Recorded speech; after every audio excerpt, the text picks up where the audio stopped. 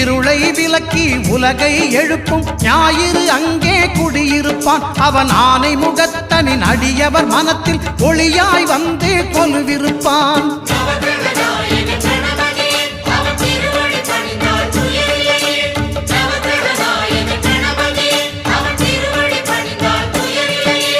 ஒன்பது கோளும் ஒன்றாய் காண அங்கு கற்பகம் என்னும் கடவுளின் மெய்யில்